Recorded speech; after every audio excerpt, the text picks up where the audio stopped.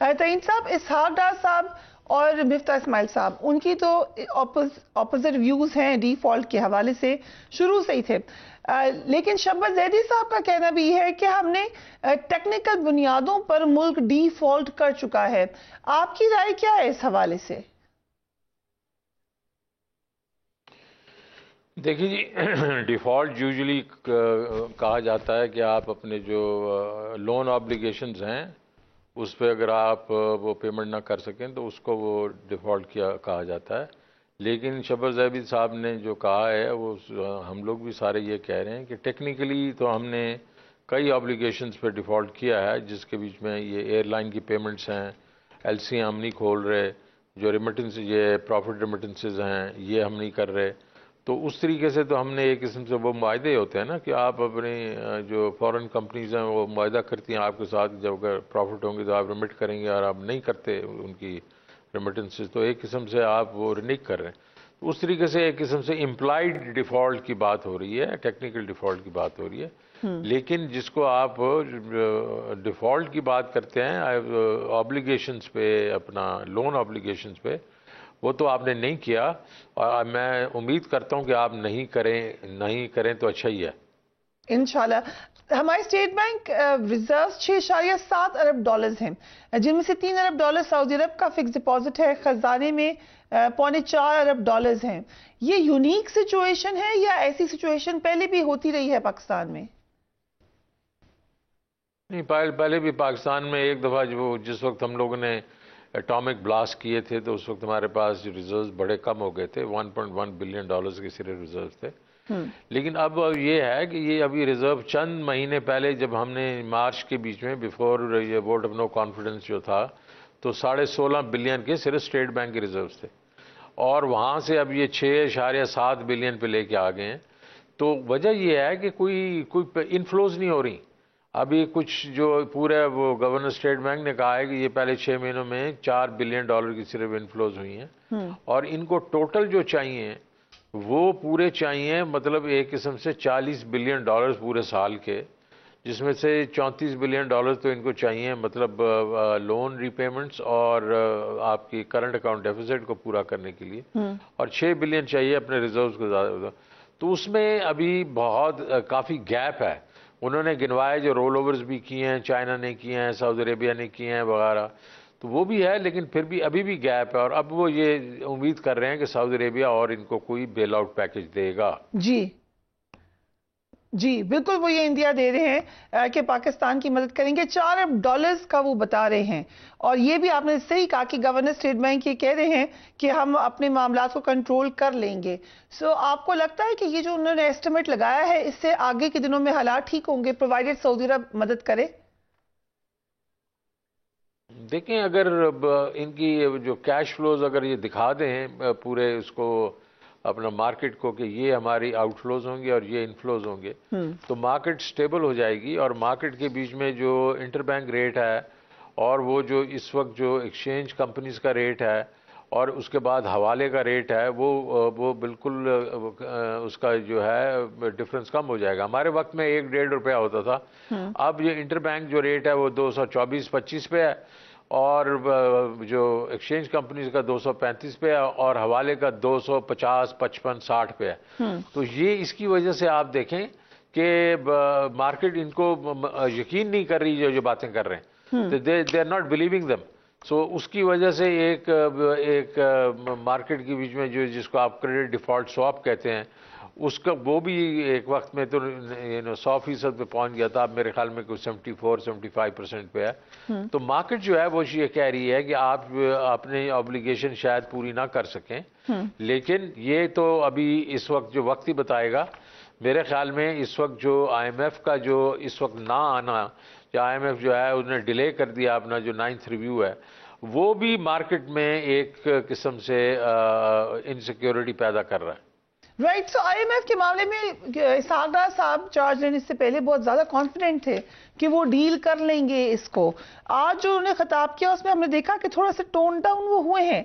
लेकिन वजह क्या हुई है IMF के साथ मामलात को, जो कि उम्मीद की जाई थी कि जैसे वो हैंडल कर लेंगे, खुद ही उम्मीद दिला रहे थे, वैसे नहीं हो सका? देखिए जी, पहले तो मिफ्ता इस्माइल साहब ने, और मैंने अभी वो प्राइम मिनिस्टर की बातें सुनी थी कि जी हमें ये वो IMF ट्रस्ट नहीं करता। अरे क्यों नहीं ट्रस्ट करता था हमें यार? हमें तो सारे जो हमने 6 रिव्यू किया था दिसंबर के, सारे हमारे नंबर्स ठीक थे। हमने सिर्फ एक थोड़ा फ्रीज लगाया था 4 महीनों के लिए, और उसका हिसाब भी दिया था। और उसके ऊपर जो है ये हमने ये भी कहा इनको कि अगर यार आपको हमारा वो फ्रीज पसंद नहीं था तो 100 बिलियन रुपया आप वो उसमें से PSDP से कम करते और जो अब बाकी पूरा कर देते जो अहदाफ थे। तो क्यों नहीं किया आपने? वो तो आपको पॉलिटिकली जो आपको सूट नहीं करता था इसलिए नहीं किए। और फिर वजह ये नहीं थी कि IMF ने कि हमारी वजह से वो इन पे एतबार नहीं था। वजह ये थी, आते ही मिफ्ता इस्माइल साहब ने कहा कि जनाब फिस्कल डेफिसिट जो है अब 6-9 महीनों में 2.6 ट्रिलियन था, उन्होंने कहा ये तो 6.4 ट्रिलियन हो जाएगा। और उन्होंने कहा ये जो करंट अकाउंट डेफिसिट जो 13 बिलियन था 13.2 9 महीने में, उन्होंने कहा ये तो 22 बिलियन हो जाएगा, जो कि टोटली एग्जैजरेटेड नंबर से। फाइनेंस मिनिस्टर को बात ही नहीं करनी चाहिए थी ऐसे। जब IMF को ये बातें पता चली तो वो एकदम घबरा गए और उन्होंने कहा कि अच्छा अब तो फिर हम आपको जो चीजें आप करके हमें दिखाएंगे तो फिर हम आपको पैसे देंगे। इसलिए उन्होंने जाके अगस्त में अप्रूव किया क्या, और फिर वही हुआ। इनकी जो बातें थी वो गलत निकली। जो फिस्कल डेफिसिट, हालांकि इन्होंने 800-900 बिलियन और इन्होंने बीच में ठूसा, उसके अलावा भी 5.2-5.3 ट्रिलियन पे गया और 6.4 ट्रिलियन पे नहीं गया। और जो करंट अकाउंट डेफिसिट है, इन्होंने जून के बीच में $1 बिलियन के ज्यादा तेल मंगवा लिया, फिर भी वो 17 बिलियन पे गया, वो 22 पे नहीं गया। इन्हीं की वजह से इनके जब कहते हैं ना हमारे लिए बारूदी सुरंगें बचाए, ये अपने लिए इन्होंने बारूदी सुरंगें बचाई, अपने पांव के नीचे बचाई और फट गई वो, और इनके मुंह के ऊपर आके लगी। तो वो बात होती है। हमारे वक्त के बीच में तो हमारे बिल्कुल उनके ताल्लुकात बहुत ठीक थे। तो ये अगर खुद अपने लिए बारूदी सुरंगें बनाएंगे, खुद मिस इंफॉर्मेशन देंगे जो बाद में गलत साबित होगी, तो उनके ऊपर एतबार तो इनके ऊपर उठ गया। उन्होंने फिर क्या किया? एक मामला इतना सख्त इनका सख्त। जी मैं खत्म कर लूं जरा, एक से मुझे मिनट दे दें। तो उन्होंने इतना सख्त प्रोग्राम दिया। हम $2.40 हमने जुलाई में बिजली बढ़ानी थी 6 रिव्यू के तहत, उन्होंने $7.80 कह दी। हमने तो गैस की इंक्रीज भी नहीं करनी थी, उन्होंने 45% कह दी।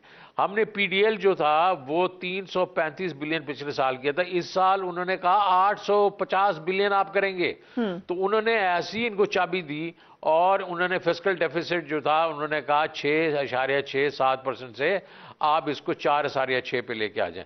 तो सारा कुछ उन्होंने इनको ऐसा रगड़ा दिया, अब इनको मुसीबत पड़ रही है। बट एक जगह जहां पे सागदार और मिफ्ता इस्माइल दोनों मुत्तफिक हैं और मुसलसल वो ये बात कह रहे हैं, वो कह रहे हैं फरवरी में आपने IMF से मुआहदा तोड़ा जिसे बहाल करने में उन्हें मुश्किलात का सामना हुआ।